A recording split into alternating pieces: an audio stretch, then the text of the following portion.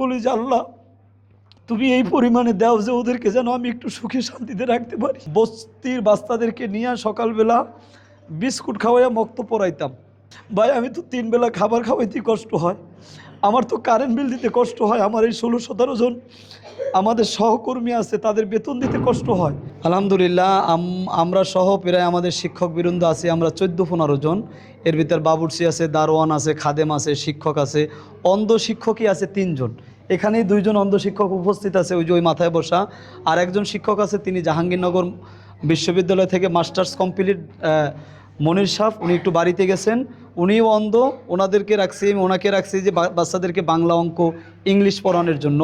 তো অন্ধদের জন্য শুধু অন্ধ শিক্ষকই আছে 3 জন, বাকি আরও শিক্ষক আছে, তারপরে ওদের খাদেম আছে, দারোয়ান আছে, সব মিলিয়ে আমাদের প্রায় 15-16 জন বর্তমানে স্টাফ কর্মচারী আছে। আলহামদুলিল্লাহ আমাদের প্রত্যেক মাসে প্রায় আপনার 4 থেকে 5 লক্ষ টাকা প্রত্যেক মাসে এটার পিছনে খরচ হয়।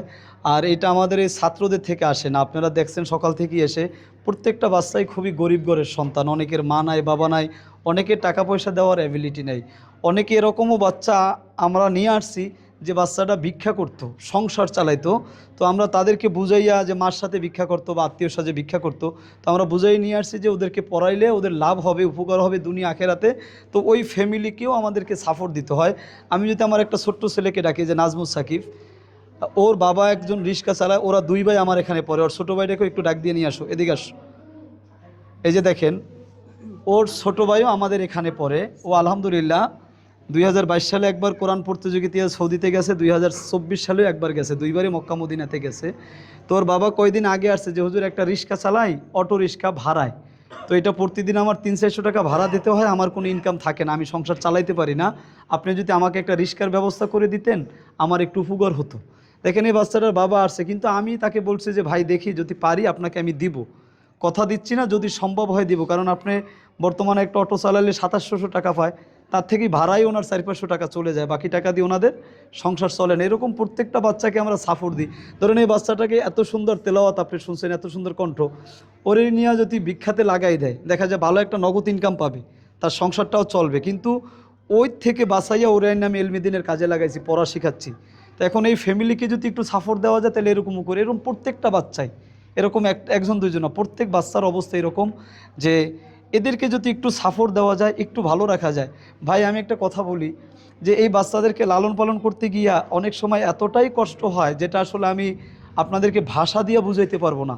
কারণ আমি 16 সাল থেকে ওদের একেবারে নিকটে, একেবারে কাছে, মাঝে মাঝে ওদের দুঃখ কষ্টগুলো খুব কাছ থেকে দেখি, তো এজন্য আসলে মানে অনেক সময় চোখের পানি রাখতে পারি না যে বাচ্চাদেরকে যেইভাবে দেওয়া দরকার, যেইভাবে ওদেরকে রাখা দরকার, যেইভাবে ওদেরকে সেবা দেওয়া দরকার, সেটা আমি আবুল কালামের দ্বারা হচ্ছে না, আমি পারতেছি না, আমার আরও পারা দরকার।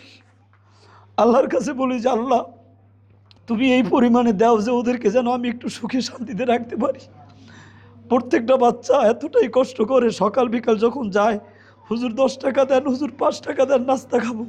ভাই আমি তো 3 বেলা খাবার খাওয়াইতে কষ্ট হয়, আমার তো কারেন্ট বিল দিতে কষ্ট হয়, আমার এই 16-17 জন আমাদের সহকর্মী আছে তাদের বেতন দিতে কষ্ট হয়। তো আমি ওদের এক্সট্রা আবদার কীভাবে ধর্ম বলেন, এই যে বাচ্চাদের সাবান লাগে, কাপড় লাগে, সবই লাগে। আল্লাহর কাছে দোয়া করি আল্লাহ যেন সহজ করে দেয়। আমাদের একটা ভবনের কাজ চলতেছে, আল্লাহ যদি এই কাজটা করতে দেয়। অনেক বোবা আসে ভাই, প্রতিদিন ফোন আসে, আপনি সকাল থেকে আসার পর থেকে দেখছেন অনেকে যোগাযোগ করে, বোবা বাচ্চাদেরকে নিয়ে আসে, আমি পারি না, আমার পরিকল্পনা আছে বোবাদেরকেও পড়ানোর, আছে অন্ধ মেয়ে বাচ্চাদেরকে নিয়ে পরিকল্পনা, অটিজম নিয়ে অনেক পরিকল্পনা মনের ভিতরে আছে।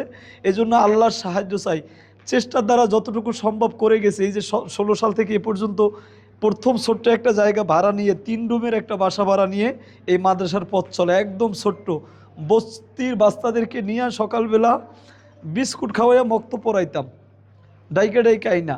এরপর থেকে আল্লাহ এ পর্যন্ত নিয়ে আসছে, আজকে এই 10-12 বছরে এখন আলহামদুলিল্লাহ মাদ্রাসার নিজস্ব জায়গা, নিজস্ব ভবন, বড় পরিসরে।